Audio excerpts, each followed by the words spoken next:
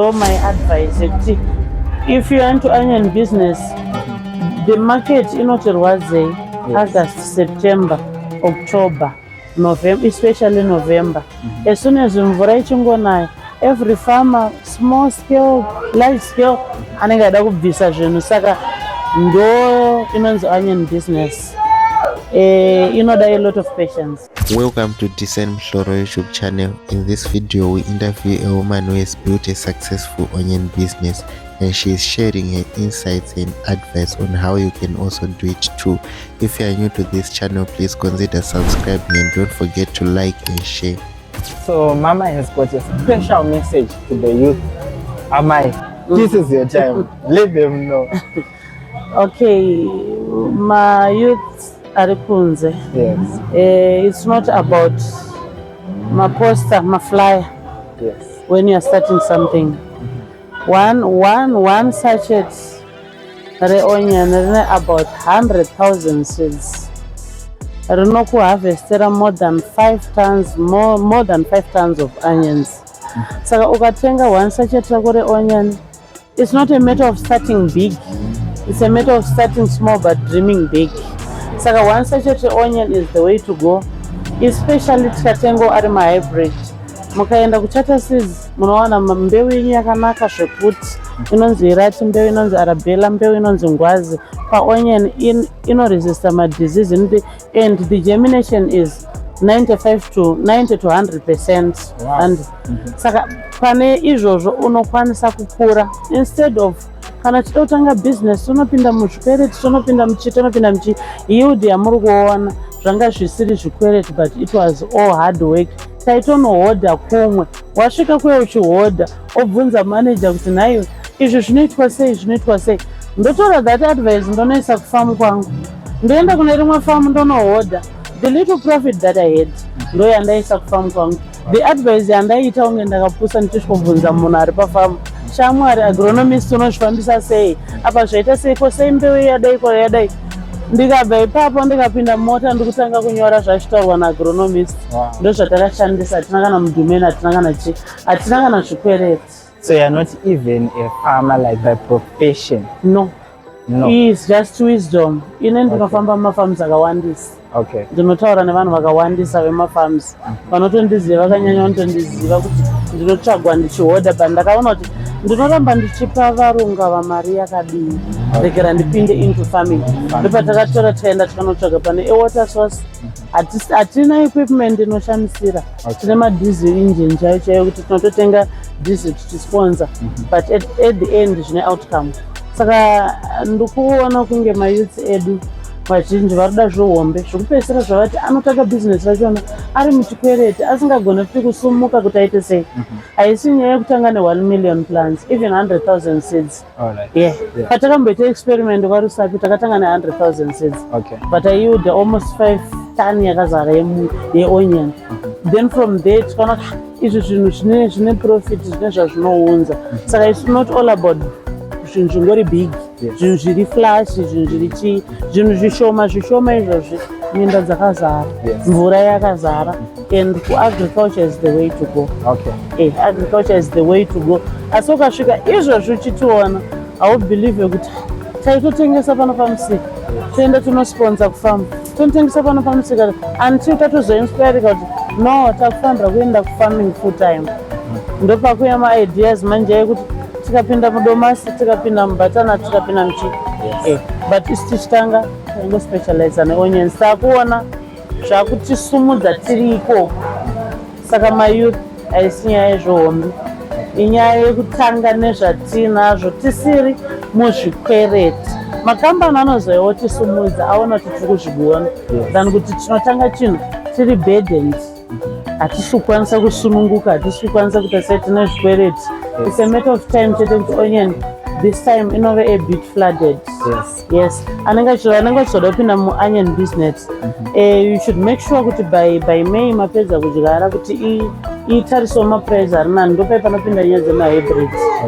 Kuti kana ikaramba kutengwa kana kuti market ikasave lucrative, tinoita sei nayo, tinombochengeta like zvatakaita. Then in festive season pa Christmas manhingano maprices anotanga futi kuenda kuchi atitaka kuenda up. Saka ndo my advice yekuti if you want to onion business, the market inotirwadzei August, September, October, November, especially November. As soon as mvura ichingonaya, every farmer, small scale, large scale, anenge ada kubvisa zvinhu. Saka ndo inonzi onion business. Inoda a lot of patience. Because vazhinji vatinoona vadiki vatinombopa maadvice kuti ayo anozonokanganiswa netime. Anokanganiswa netime. And also market yachona, even munhu ukahodhesa zvinongodzorera. Even ukatengesa wega zvinongodzorera. Saka vari kutanga izvi, that's my advice. Ngatisiye zvikwereti. Let's face the market. Kana taita zvinhu zvedu, let's face the market. Uyai nezvinhu kumusika zvinototengwa zvakanaka than kuti uya utore kunoku munhu achaisa mapost mamwe ari extra uzonyatsoone kubuda kwazvo. Saka ukarima like malocals ari kunoku tinoadvise kuti anditore onye nemulocal not kuti unovhaira, but uda kuti afese market at least awane something. Zvasiyana necommercial yekuti ukunotora pacommercial ane 15 hectares ane 20 hectares onyene. Saka ikoko kwese takabva nako ndo mamwe ma-challenges anozofesa vanhu vari mu-onion business. Iwo ndo mamwe ma-challenges. Mama, pane zvamataura zvandibata zvekuti ndaona kuti pati iyi vazhinji vanenge vachida kuiziva but kazhinji kacho haitaurwe out there. Pane pamati chero ukahodha zvinongodzorera, even ukati uri kuenda iwe kufarming zvinongodzorera. Someone, a young people out there, they want to know kuti at least how much can I make, maybe on a monthly basis or per annual, at least. I know when they become as big as you, they'll be making as high as possible. But we just want you to just give us a motivational figure that someone out there can be inspired to start, just to start. The farming sector, agriculture sector. Yes. This sector yasara ine zvinhu zviri lucrative, ma profits are lucrative than kuenda kumarana kunotenga hembe kunodii. Why? Normally atina patinoti tawana 30% profits. It's 50, 60, 70 kana ndichihoda. That's what inspired us. Kana chichibva kufamu kwangu murungu ari kumbowana mari, uyu andikusiyira mari. And so zvino zvineka kunyadzisa kutengesa mumusika. But izvozvi ndine vana vangu vanodzidza zvikoro zvakanaka, vana they are surviving. And ndinokwanisa kutovaitira zvese. Why? Handina pandinosvika pafamu ndikahodheserwa ndikawana 20%. No, it's 50 and above. Kana tichitoti aiwa tazeya ndenge ndawana 50% of zvandashandisa. Mostly inguva shoma. Chinozongoti chibasa chedu chine chakudawo experience yekuti zvinhu zvachona zvakamira sei zvatiri kuita. But mostly with commercial farmers tine nguva yekuti tiri kunzwanana, we are getting 50% profits. Toita nguva yekuti vakatidzvanyawo isusu tikambowana zvishoma. Tine time yatinozonokavhera yekuti tine tiri kuma-150% profits. Like now tinomboomeserwa mafarms ese kana tinzi toda kuhodha. But izvozvi izvi manje vane a big challenge yekuti anenge aida kubvisa, ada kuita sei.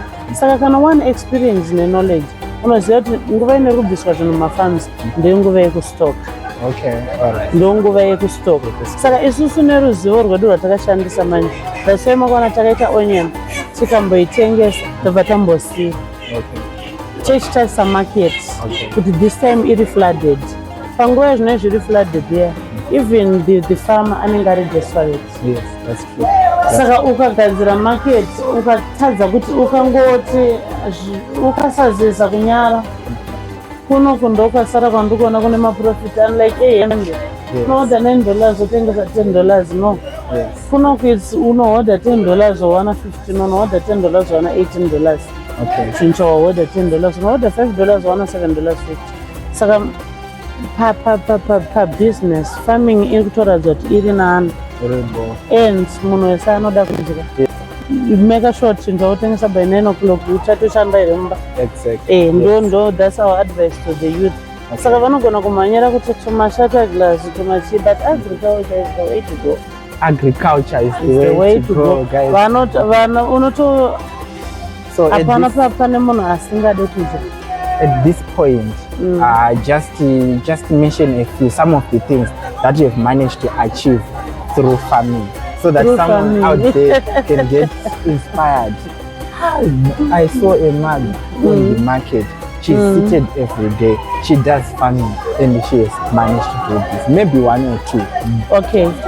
As I have said earlier, we are almost 5 years in business, 5 to 6 years in business. Yes. But this was our first year farming. Yes. Okay. So with farming, it's about Shiriku farm. Wow. Jine cost yakasvika zvekuma 14,000. Wow. But 14,000 hatina taiwana pamusika. Angari maprofits atotora pamusika tichiendesa kufama. Tichitora pamusika tichiendesa kufama. Boys, pfungwa yedu yanga ichiti tikagona kuestablish our farm. Then takuchiita dream big. Izvo tiri kuplana kuti maybe tiwane ma-trucks edu ekushandisa. Because taiuda zvinhu zvakanyatsoti kurei. Zvinhu zvakawanda taiuda. But basically vana vanoenda kuzvikoro zvakanaka.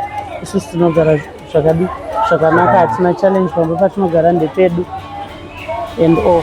Saka isusu we are hoping kuti this year tito achieve something big. Because it was from scratch. Imagine you own a farm, you want to buy pipes, you want to buy pumps, you want to buy seed, you want to pay. We have got 5 permanent workers at the farm. Yes, we've got 5 permanent workers at the farm. So all that, it's not put it any salary, any source of money, any danger, not mari. No, it's just to shand. Then we invested to farm. So from farm, takuchitanga kuronga manje kuti tochiita zvipi, tichiona need yekufarm, need yekumba. But we are hoping kuti tikuita zvinhu zvihombe. Because patinotengesa about 40 tons onion, panenge paine mari yakanaka. Especially with the market, takagadzira market, tinofesa market. Kudhura kwazvo, kuchipa kwazvo tinenge tine market. Yes, tinenge tine market. I just want to show the people who are watching right now how huge these onions are, so that you guys know that we're not just talking about something that is really far away. So you see this onion, look at the size, look at the size. Also, come show them these ones. This is the high grade onions that we were talking about. People, you should actually see this. So this is so inspiring and motivating.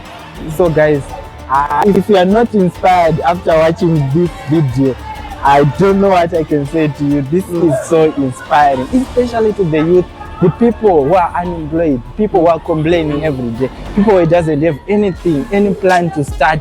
You don't need an agricultural degree to enable to get into farming. You just need to put into considerations and into practice some of the things that she has been saying, because she has been there. She has never had any of that formal schooling about farming, but she has been doing it from the word from 5 years ago till now, and you heard it yourself what she has managed to achieve. So I want to thank you so much for granting us this interview.